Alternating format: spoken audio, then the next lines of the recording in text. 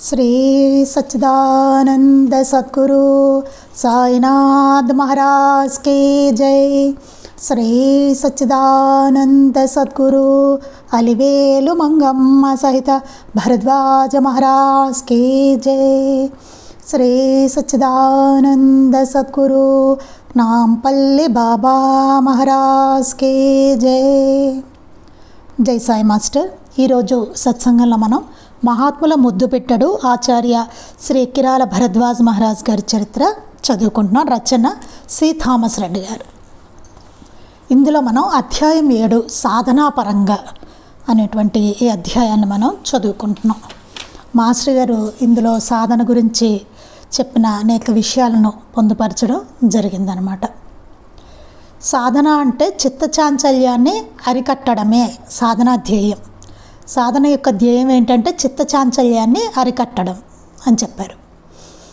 ఇంకా మాస్టర్ గారు ఏం చెప్పేవారంటే mind is the fastest travelling agent అని చెప్పేవారు. ఆధ్యాత్మిక స్థితికి మనస్సు కంట్రోల్ చేసుకోవాలి.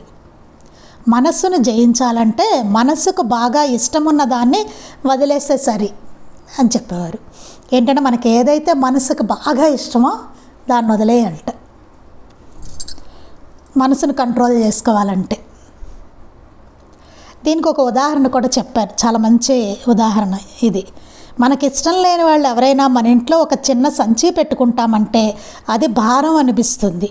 అదే మన స్నేహితులైతే బండెడు సామాను పెట్టుకున్న సంతోషంగా ఉంటుంది. అన్నిటికీ కారణం మనస్సు అంటారు మాస్టర్ గారట. నెక్స్ట్ మనకి సాధన మార్గాలు వీటి గురించి కూడా కొంత మనం చెప్పుకున్నాం, బాబా చెప్పినవి. తర్వాత ఏం చెప్పారంటే మనమైతే విశ్రాంతిని కోరుకుంటూ ఉంటాం, కానీ సృష్టిలో మనస్సుకు, గుండెకు, సూర్యాస్తమాలకు, శ్వాసకు, సముద్ర తరంగాలకు దేనికి విరామం అవసరం లేదని గుర్తించాలి. వాటికి వేటికి విరామం అనేది అవసరం లేదు. మనం మాత్రం విరామం కోరుకుంటూ ఉంటాం. ఒక సాధనలోంచి మరొక సాధనలోనికి మార్పే విశ్రాంతి. విశ్రాంతి అంటే ఒక సాధనలో నుంచి ఇంకో సాధనకి మార్చుకోవడమే విశ్రాంతి. అదే నిత్య నూతనత్వాన్ని ఇవ్వగలదు. ఆలోచనల చుట్టూ దృశ్యాలు, ప్రదేశాలు మారుతుంటే ఉత్తేజంగా ఉండేది అందుకే. అలాగే మన ప్రదేశాలు, దృశ్యాలు మారుతూ ఉంటే మనకు ఉత్తేజంగా ఉంటుంది మనసు. అలాగే ఒక సాధన నుంచి ఇంకో సాధనకి అలా మార్చి చేసుకుంటూ ఉంటే అప్పుడు మనసు ఉత్తేజంగా నిత్యనూతనంగా ఉంటుందన్నమాట. ఇంకా మనకి ఏం చెప్పారంటే ఇంకా చరిత్ర పారాయణలో శ్రీ సాయి ఎంతటి మహనీయులో మనకు అర్థం అవుతూ ఉంటుంది. మన మనసు పరవశిస్తుంది, అంతే కదండి. మనం పారాయణ చేస్తుంటే బాబా గొప్పతనం, ఆయన ఎంతటి వారు మనకు అర్థమవుతూ ఉంటుంది. మన మనస్సు ఏమో చదువుతూ ఉన్నప్పుడు ఆయన లీలలు కానీ ఇవన్నీ చదువుతూ ఉంటే ఆయన గురించి మన మనస్సు పరవశిస్తూ ఉంటుంది. ఆయన ఎల్లప్పుడూ ఎల్లడలా ఉన్నారు, ఆ సంగతి మనము గుర్తిస్తూనే ఉంటాము. అలా మరవక గుర్తుంచుకోవడమే వారి అనుగ్రహం పొందడానికి సాధన అంటారు మాస్టర్ గారు. ఎప్పుడైనా సరే మహనీయుల అనుగ్రహం మనం పొందాలంటే వారు ఎల్లడలా ఉన్నారు, ఆ సంగతి మనం గుర్తిస్తూ అలా మరవకుండా గుర్తుంచుకోవడమే, బాబాని ఎల్లప్పుడూ గుర్తుంచుకోవడమే, అదే వారి అనుగ్రహం పొందడానికి సాధన అని చెప్పి మాస్టర్ గారు చెప్పారు. అందుకే మనం చేసే నిత్యకృత్యాలంతా మనం రోజు లేచిన దగ్గర నుంచి ఏమేమి చేస్తూ ఉంటామో ఆయన సేవగా అనుకొని చేయాలి అని చెప్పారు. మాస్టర్ గారు చెప్పారు, అమ్మగారు కూడా చాలాసార్లు చెప్పడం జరిగింది. మనం లేచిన దగ్గర నుంచి ప్రతిదీ ఆయన సేవగా. ఈరోజు లేచామంటే నిద్ర ఆయన సేవ కోసం లేచామన్నట్టుగా. మొహం కడుక్కుంటున్నామంటే చక్కగా మంచి మాటలు మాట్లాడడానికి, ఆయన స్మరించుకోవడానికి, దానికి మనం శుభ్రం చేసుకుంటున్నాం అనే భావన. అలాగే స్నానం చేయడం కానీ ఇవన్నీ అన్నమాట వారి సేవకి మనం రెడీ అవుతున్నట్టుగా చక్కగా చేసుకోవడం, పారాయణ చేసుకోవడం, ఆరతులు చేసుకోవడం. మనం వండుతున్నప్పుడు, వంట చేస్తున్నప్పుడేమో ఆయనకి నివేదన చేస్తున్నామని ఆయన స్మరణతోటి, బాబా స్మరణతోటి ఉండడం, నైవేద్యం పెట్టుకోవడం, దాన్ని ప్రసాదంగా మనం తీసుకోవడం, ఇవన్నీ చక్కగా సత్సంగం చేసుకోవడం, కృతజ్ఞత తెలుపుకోవడం, రాత్రి మళ్ళీ స్మరణతో పడుకోవడం, అలా స్మరణతో పడుకుంటే మళ్ళీ పొద్దున్న స్మరణతోనే లేవడం అనేది జరుగుతుందన్నమాట. పొద్దున్నే మనకి అట్లా చక్కగా లేవాలంటే రాత్రి మళ్ళీ మనం చక్క స్మరణతో పడుకోవాలి. అట్లా రోజంతా ఆయన గుర్తుపెట్టుకోవడం. ఇంకా ఏం చెప్పారో మనం ఇవాళ చదువుకుందాం. సత్సంగాల్లో సాధనపై శ్రీ మాస్టర్ గారు చెబుతుండగా నేను అంటే రచయిత డైరీలో నోట్ చేసినవి ఆయన డైరీలో రాసుకున్నారట. మాస్టర్ గారు సాధన గురించి చెప్తుంటే, దైవం కావాలని ఎందుకు కోరుకోవాలి అంటే కోరికలన్నిటినీ పూర్తిగా తీర్చుకున్నవాడు, ఎలాంటి కోరికలు లేనివాడు, అటువంటి భగవంతుడు మనకు లభ్యమైతే ఎంత ఆనందాన్ని అనుభవిస్తామో ఊహించండి. దైవం అంటే ఏంటండి? కోరికలన్నిటినీ పూర్తిగా తీర్చుకున్నవాడు. ఆయనకేం కోరికలు లేవు, అసలు ఎలాంటి కోరికలు లేనివారు. అటువంటి భగవంతుడు మనకు లభ్యమైతే, అటువంటి ఆయన మనకు లభ్యమైతే ఎంత ఆనందాన్ని అనుభవిస్తామో ఊహించండి. అసలు కోరికలు లేనివాడు ఆయన మనకి లభ్యమైతే ఎంత అసాధ్యం అండి కోరికలు లేకుండా ఉండడం మనకి. అలాంటిది కోరికలు లేని ఆయన మనకి లభ్యమైతే ఎంత ఆనందం అనుభవిస్తాం. మనకి ఎన్ని కోరికలు తీరినా తాత్కాలిక సంతోషమే. మనకి కోరికలు తీరితే ఏమవుతుంది? సంతోషంగా ఉంటుంది. ఆ సంతోషం ఏమిటి? తాత్కాలికం. మళ్ళీ ఏదో కొత్త కోరిక వస్తుంది కదా, ఖచ్చితంగా వస్తుంది కొత్తది మనకి. మరునాడే తిరిగి కొరత, మళ్ళీ ఏదో కొరత ప్రారంభం అవుతుంది మనకి. అందుకే కదండి గుళ్ళు గోపురాల చుట్టూ ఇంతమంది జనాలు తిరుగుతున్నారు. అది అలా కాక శాశ్వతానందాన్ని పొందడానికి మనం దేవుని అనుక్షణం స్మరణ చేయాలి. అలా కాకుండా మనం శాశ్వతమైన ఆనందం పొందడానికి మనం భగవంతుడిని అనుక్షణం స్మరణ చేయాలి అని చెప్పేవారట మాస్టర్ గారు. ఈయన డైరీలో రాసుకున్నారనమాట. దైవభక్తి అంటే ప్రేయసి కనుమరుగైనప్పుడు ప్రియునికి ప్రేయసిపై ఎంత ప్రేమ, జ్ఞాపకం, చింతన, ధ్యాస ఉండి ప్రేయసిని మరువజాలమో అట్లే దేవుని గుర్తించి ఎల్లప్పుడూ దేవునిపై మనసు నుంచుట అన్నారు మాస్టర్. ఎలా చెప్పారంటే ఆ ప్రేమని, ఆ భక్తిని ఆయన చెప్పింది ఏంటంటే దైవభక్తిని ప్రేయసి ప్రియులు ఎట్లా ఉంటారన్న దాని గురించి చెప్పారనమాట. ప్రేయసి కనుమరుగైనప్పుడు ఇద్దరు ప్రేమించుకున్నారు, ఆ అమ్మాయి కనుమరుగైంది అనుకోండి, అది అక్కడ లేదో ఏదో సంథింగ్. ప్రియునికి ప్రేయసిపై ఎంత ప్రేమ, జ్ఞాపకం, చాలా జ్ఞాపకాలు ఉంటాయి. ఆ జ్ఞాపకాలు, ఆ ప్రేమ, ఆమె గురించే ఆలోచిస్తూ ఉంటాడు. చింతన, ధ్యాస అంతా అమ్మాయి మీదే ఉంటుంది. ఉండి ప్రేయసిని మరవజాలము, అసలు మర్చిపోరు వాళ్ళు. అనుక్షణ అమ్మాయి గుర్తొస్తూ ఉంటుంది కదా. అట్లే దేవుని గుర్తించి ఎల్లప్పుడూ దేవునిపై మనసు నుంచుట, అలాగే ఎల్లప్పుడూ దేవుడి మీదే ఆ మనసు అట్లా ఉంచుకోవాలి. అది అంటే భక్తి అనేది ప్రేయసి ప్రియుల మధ్య ఎట్లా ఉంటుంది, ఆ ప్రేమ అనేది అది భగవంతుడి మీద పెట్టుకోవాలి. ఆ ప్రేమ అదే దైవభక్తి అని చెప్పారనమాట. మనకు కూడా ఆ భగవంతుని పట్ల ప్రేమ, ఆయన జ్ఞాపకం, చింతన, ధ్యాస అన్నీ ఆయన మీద పెట్టుకోవాలి నిరంతరం, ఏ మారకుండా, ఆయన మర్చిపోకుండా. దేవుడంటే ఎవరు, ఎలా ఉంటాడు అంటే చెప్పారట. దేవుడంటే ఎవరు, ఎలా ఉంటాడు అన్నదానికి అంటే తీయదనాన్ని గురించి చెప్పాలంటే చక్కెరలా, బెల్లంలా, మామిడి పండులా ఉంటుందని చెప్పగలమా? ఇప్పుడు తీయదనం గురించి చెప్పాలంటే చక్కెరలా ఉంటుంది, బెల్లంలా ఉంటుంది, మామిడి పండులో ఉంటుందని చెప్పగలమా? అలా ఏ విధంగానూ ఉండదు. రోజు అనుభవించే తీపి పదార్థాన్ని గురించే సరిగ్గా చెప్పలేనప్పుడు అనుభవం లేని దేవుని గురించి ఇలా ఉంటాడంటే ఎలా అర్థం చేసుకోగలరు? అంతే కదండి. తీపి పదార్థం గురించి తీపి ఎలా ఉంటుందంటే ఎట్లా చెప్తామండి, ఎట్లా ఎక్స్ప్లెయిన్ చేస్తాం? ఆ రుచిని ఎట్లా చెప్తాం మనం కదా. వాడితే ఏమన్నా మనకి తెలుసు అది, కానీ చెప్పడం ఎట్లా చెప్తాం? వాడు ఎప్పుడు రుచి చూడలేదు ఎదటివాడు, తీపి రుచి, వాడికి తీపి ఇలా ఉంటుందని ఎలా చెప్తాం? ఆ రుచి తెలియని వాడికి తీపి ఎప్పుడూ తినలేదు, వాడి తీపి రుచి తెలియదు. మనం ఎట్లా చెప్తాం వాడికి తీపి అంటే ఏమిటో, ఎలా ఉంటుందంటే? అట్లాగే తింటే తెలుస్తుంది, అంతే కదా. వాడు తింటే అనుభవిస్తేనే తెలుస్తుంది, అది అనుభవం కలిగితేనే తెలుస్తుంది. ఓ అనుభూతే కదా ఆ తీపి అనేది. అలా రోజు అనుభవించే తీపి పదార్థాన్ని గురించే సరిగ్గా చెప్పలేనప్పుడు కదా, సరిగ్గా చెప్పలేం తీపి. అనుభవం లేని దేవుని గురించి ఇలా ఉంటాడంటే ఎలా అర్థం చేసుకోగలరు? అనుభవం లేదు మనకి దేవుడి గురించి, కానీ ఇలా ఉంటాడు ఆయన అంటే ఎలా అర్థం చేసుకుంటాం మనం? ఆ తీపి తెలియని వాడికి తీపి రుచి అని చెప్తే ఎట్లా అర్థం కాదో అట్లాగే మనకు కూడా దేవుడు ఎట్లా ఉంటాడో తెలియదు కదా. ఇలా ఉంటాడన్నా మనకు తెలియదు, ఎందుకంటే మనం అనుభవించలేదు కాబట్టి మనకు తెలియదు. ఆయన సర్వవ్యాపి అంటే ప్రతి వస్తువులో ప్రతి చోట ఉంటారు. ఆయన సర్వవ్యాపి భగవంతుడు అంటే ఏంటి? ప్రతి వస్తువులో ఉంటారు, ప్రతి చోట ఉంటారు, ఆయన అందరిలోనూ ఉంటారు, అన్ని జీవుల్లోనూ. అందుకే సైన్స్ రీత్యా చూసిన ఈ పదార్థములన్నీ కొన్ని అణువుల చేత చేయబడ్డవి. ఆ అణువులకు శక్తి ఉన్నది, చైతన్యం ఉన్నది. శక్తినే దేవుడు అంటారు. అలా నీవు అంతా శక్తిమయమే అని ఆలోచిస్తూ సమానంగా భావించాలి.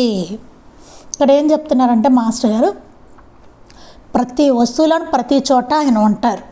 అందుకే సైన్స్ రీత్యా చూసినా సరే ఈ పదార్థములన్నీ కొన్ని అణువుల చేత చేయబడ్డాయి. ఇవన్నీ కొన్ని అణువుల చేత చేయబడ్డాయి. ఈ పదార్థాలంతా మనకి కనిపిస్తున్న పదార్థం అంతా అణువులకు శక్తి ఉన్నది. ఆ అణువులకి శక్తి అనేది ఉంది, చైతన్యం ఉంది దానికి. ఆ శక్తినే దేవుడు అంటారు, ఆ శక్తినే దేవుడు అంటారనమాట. అలా నీవు అంతా శక్తిమయమే అని ఆలోచిస్తూ ఇదంతా శక్తిమయమే అంటే ఇదంతా భగవంతుడే. ఆ శక్తే భగవంతుడు అని చెప్పారు కదా, ఇదంతా శక్తిమయం. మరి మొత్తం ఉన్న శక్తిమయమే కదా, అన్ని అణువులు పరమాణువులు అంతా నిండి ఉంది, అది అంతా శక్తి, శక్తిమయం, చైతన్యం అంటే ఆ శక్తే దేవుడు. అలా నీవు అంతా శక్తిమయమే అని ఆలోచిస్తూ సమానంగా భావించాలి. అంటే ఉన్నదంతా ఆయనే, శక్తిమయమే అంటే ఉన్నదంతా ఆయనే, భగవంతుడు. తర్వాత యోచన, ఆలోచన, ధ్యానం ముఖ్యము, అవసరము. భజన చేస్తున్నా ధ్యానం చేస్తుండవచ్చు. దైవాన్ని గురించి ఆలోచన చేయుటమే. భావన చేయనప్పుడు భగవన్నామస్మరణ కన్నా ఆలోచన భావన చేయుట కష్టము. ఇక్కడ ఇది చాలా ముఖ్యమైనదండి. ధ్యానం ముఖ్యమని చెప్పారు మాస్టర్ గారు, అవసరం కూడాను. భజన చేస్తున్నా ధ్యానం చేస్తూ ఉండవచ్చును. దైవాన్ని గురించి ఆలోచన చేయడమే, ఆయన గురించి ఆలోచించడమే. భగవన్నామస్మరణ కన్నా ఆలోచన భావన చేయుట కష్టం. నామస్మరణ కన్నాను ఆలోచనని భావన చేయడం చాలా కష్టం. అలా ఆలోచించాలంటే మన మనసు అటుపైకి వెళ్ళాలి, ఆయన మీదకి వెళ్ళాలి కదా ఆలోచించాలంటే. నామస్మరణ నోటితో చేయొచ్చు కదా, కదండి. బాబా బాబా బాబా అనుకుంటూ ఉండొచ్చు, కానీ ఆలోచన చేసుకోవడం. ఆయన ఇక్కడ ఇలా కూర్చుని ఉన్నారు, ద్వారకామాయిలో ఆయన అట్లా కూర్చుని ఉన్నారు, చిలుంతో అవుతూ ఇట్లా ఉన్నారు. ఎదురుగుండా ధూని వెలుగుతోంది, అందులో కట్టెలు వేస్తున్నారు, ఆయన చుట్టూ భక్తులు కూర్చున్నారు. ఇలా చక్కగా ఆలోచన చేసుకోవడం అన్నమాట. అది కష్టం, అలా చేసుకోవడం కష్టం అంట. నామస్మరణ ఏముందండి, చేసుకోవచ్చు అంటున్నారు. స్మరణ చేసుకుంటూ మన బుర్ర ఎక్కడికో పోతుంది కదా, నోరు పలుకుతూ ఉంటుంది నామం, మన మైండ్ ఎటో పోతుంది. అందుకని ఆలోచన, ఆ భావన చేయడం అనేది కష్టం అని చెప్తున్నారు. భావన చేయునప్పుడు ఏకాగ్రత కలుగుతుంది. అట్లా భావన చేస్తూ ఉంటే ఏమవుతుంది, మనకి ఏకాగ్రత కలుగుతుంది, కాన్సన్ట్రేషన్ వస్తుంది, అక్కడ మన దృష్టి అటే ఉంటుంది. అందుకని పారాయణ చేస్తున్నప్పుడు అందుకే ఉత్తనే అట్లా చదివేస్తూ యాంత్రికంగా పేజీలు తిప్పేసుకుంటూ అట్లా కాకుండా ఆ సన్నివేశాన్ని మనం అలా మనసులో ఊహించుకుంటూ ఉండాలి. పారాయణ చేస్తున్నప్పుడు ఆ ఇన్సిడెంట్ అప్పుడు జరుగుతున్నట్టు అట్లా ఊహించుకుంటూ చదువుకోవాలి.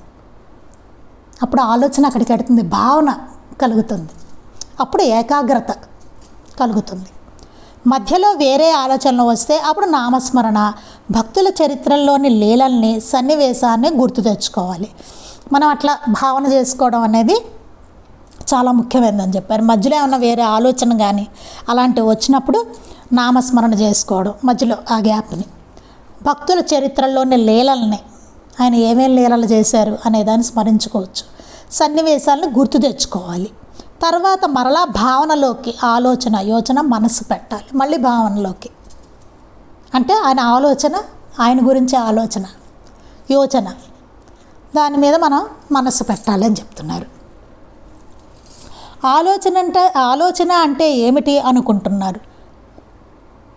మనస్సు కల్పించు వస్తువుల్ని ఘన, జల, వాయు, ప్రకాశం, ఆకాశం ఈ 5టిని మాత్రమే ఊహిస్తాము. ఈ ఊహ మనసులో కలుగుతుంది. అంటే చూడు, ఒక గిన్నెలో సగం వరకు నీరున్నది, ఆ గిన్నె కింద అగ్ని వెలుగుచున్నది అని నువ్వు మనసులో ఊహించదవు.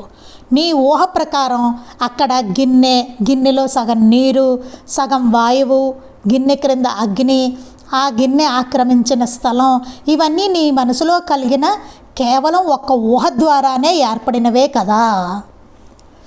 అంతే కదండి, ఒక ఊహ మనకి ఏమవుతుంది? మాస్టర్ గారు ఏమంటున్నారంటే, అక్కడ ఒక గిన్నె ఉంది, దాంట్లో సగం వరకు నీరుంది, ఆ గిన్నె కింద అగ్ని వెలుగుచున్నది అని మనసులో ఊహించుకుంటున్నాం అనుకోండి.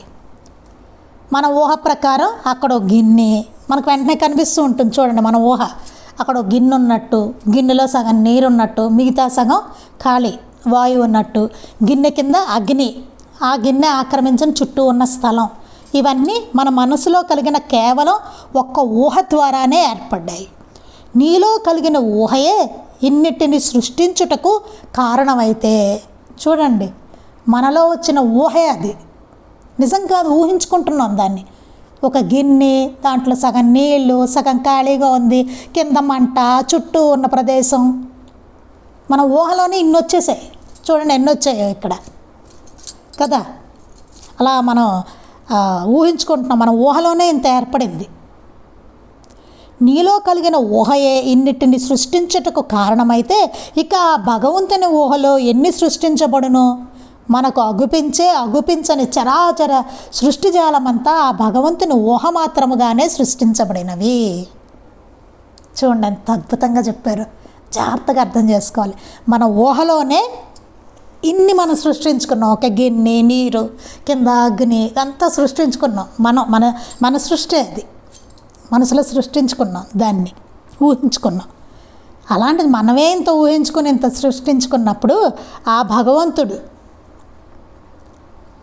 ఆయన ఊహలో నుంచి ఎన్ని సృష్టించబడును? మనకు అగుపించని చరాచర సృష్టిజాలం అంతా, మనకు కనిపిస్తున్న ఈ సృష్టిజాలం అంతా, కదిలేవి, కదలనివి, మనకు కనిపించేవి, కనిపించనివి, ఇవన్నీ ఆ భగవంతుని ఊహ మాత్రముగానే సృష్టించబడినవి. ఇదంతా భగవంతుడు ఊహ మాత్రంగానే సృష్టించబడ్డాయట ఇవన్నీ.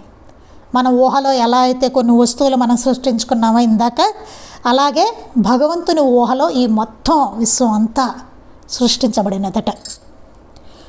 ప్రతి వస్తువును చూస్తూ ఇందులో భగవంతుడున్నాడు అలా భావించినచో భగవంతుడు వేరు, నువ్వు వేరు, వస్తువు వేరు అనే భావనలో ఉండవు.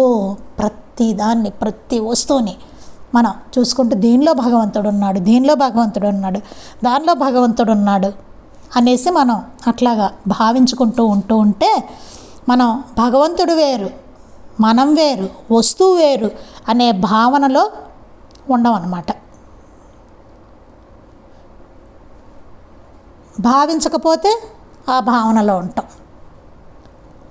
ఇందులో ఆయన ఉన్నాడు అని అనుకుంటూ ఉంటే మనం ఆ భావనలో ఉంటాం. కానీ భగవంతుడే ఇన్ని రూపాలను భావించాలి, ఆయనే ఇన్ని రూపాలు తీసుకున్నాడు అనేది భావించాలి. ముఖ్యంగా భావన, ఆలోచన అంటే ఈ రూపాలన్నీ ఊహలోని భాగాలే. ముఖ్యంగా మనం భావన, ఆలోచన అంటే ఈ రూపాలన్నీ ఊహలోని భాగాలే. ఇవన్నీ ఊహలో భాగాలు. ఈ ఊహ యొక్క శక్తిని నీవు కనిపెట్టుటకు ప్రయత్నించాలి. అసలు ఈ ఊహ యొక్క శక్తి ఏమిటి? అంత శక్తి ఎట్లా వచ్చిందండి ఊహకి?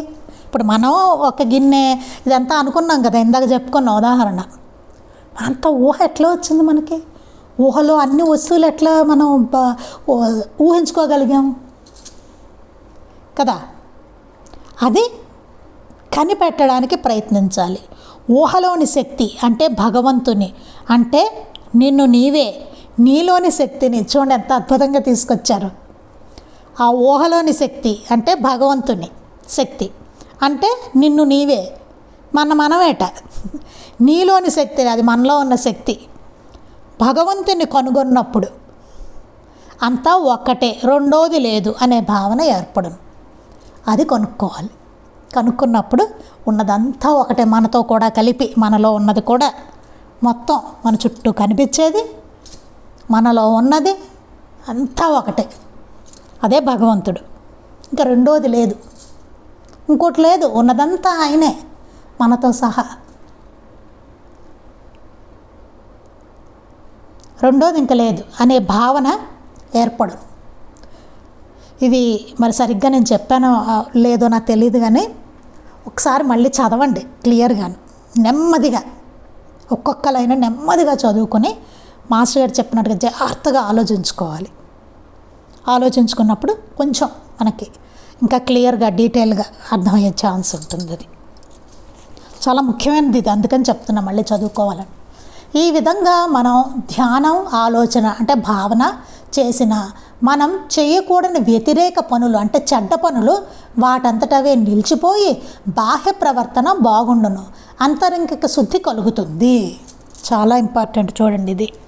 ఈ విధంగా మనం ఆలోచన భావన చేస్తున్నాం అనుకోండి, అలా మొత్తం ఆయన ఉన్నారు, నాలో ఉన్నారు, చుట్టూ కనిపించే వాటిలో ఉన్నారు, అంతటా ఉన్నారు ఆయన.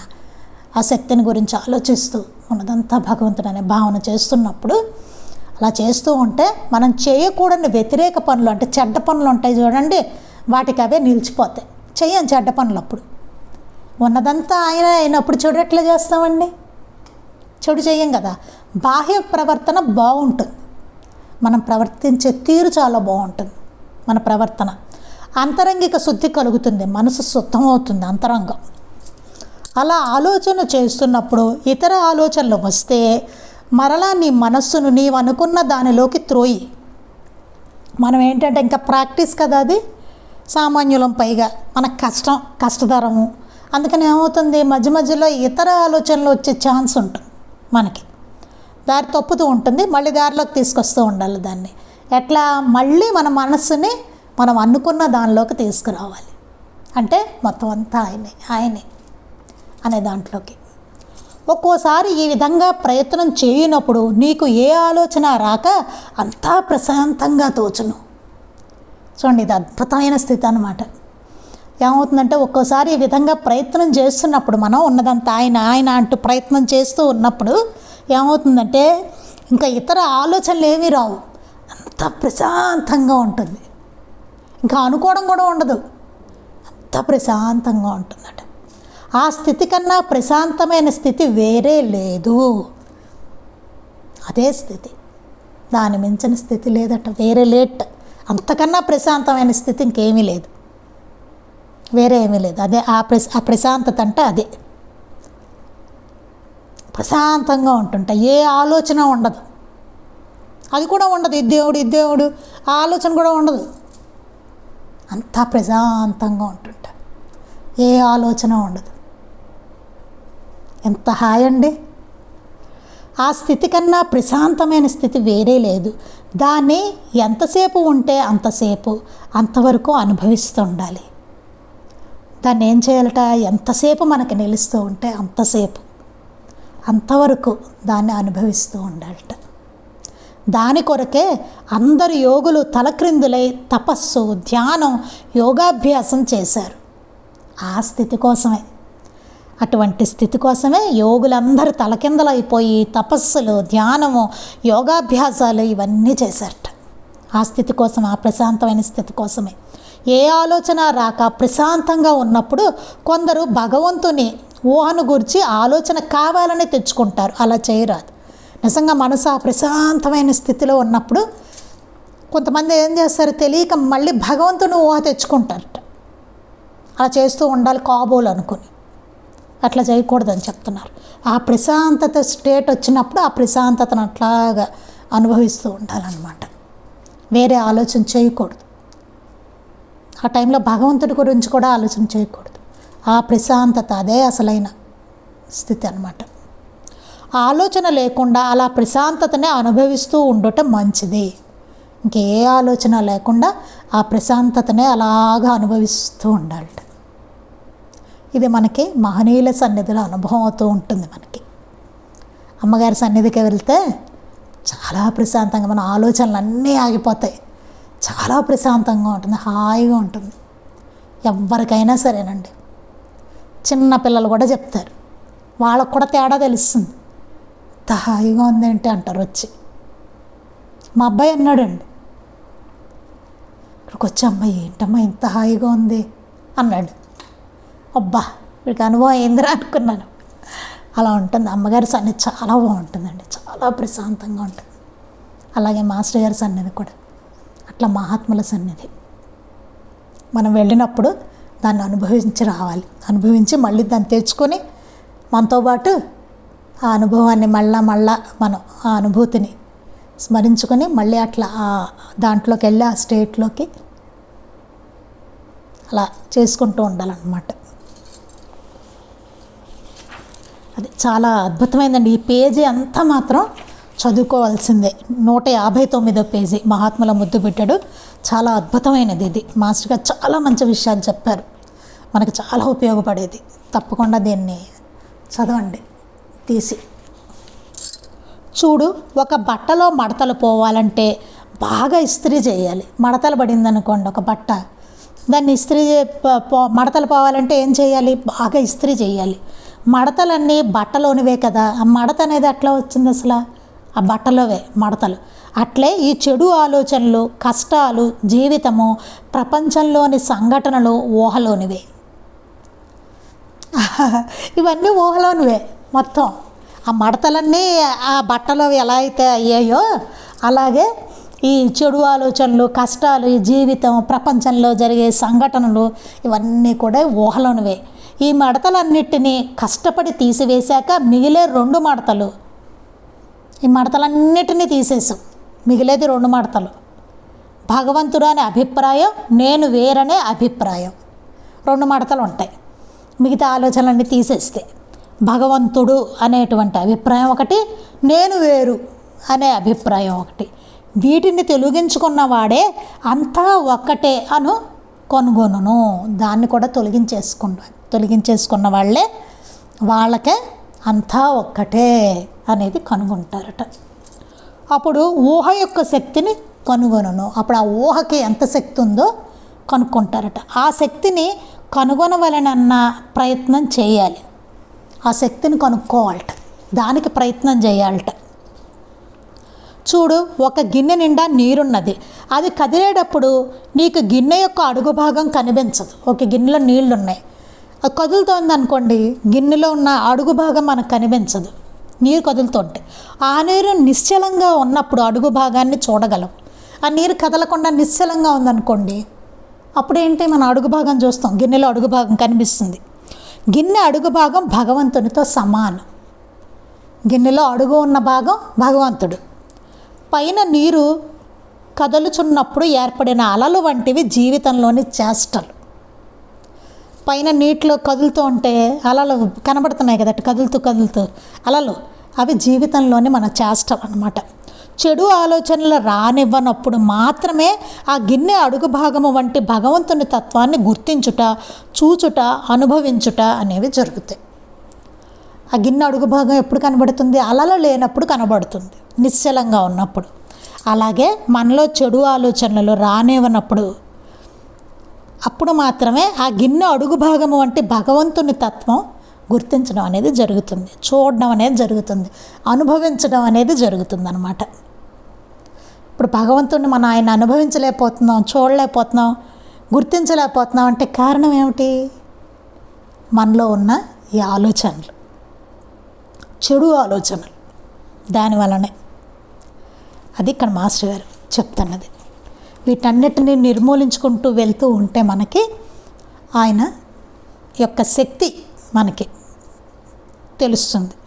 భగవంతుడు అనేది మనకి అనుభవం అవుతుంది అన్నమాట. దానికోసమే ప్రాక్టీస్, ఇదంతా చేస్తున్నదంతా దానికోసమే.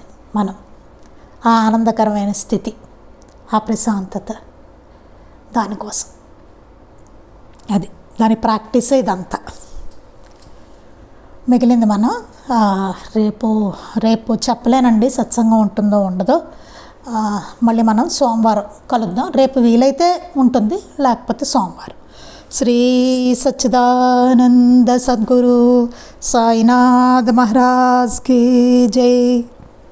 శ్రీ సచ్చిదానంద సద్గురు అలివేలు మంగమ్మ సహిత భరద్వాజ మహారాజ్ కీ జై. శ్రీ సచ్చిదానంద సద్గురు నాంపల్లి బాబా మహారాజ్ కీ జై. గురుదేవ దత్త అవధూత చింతన.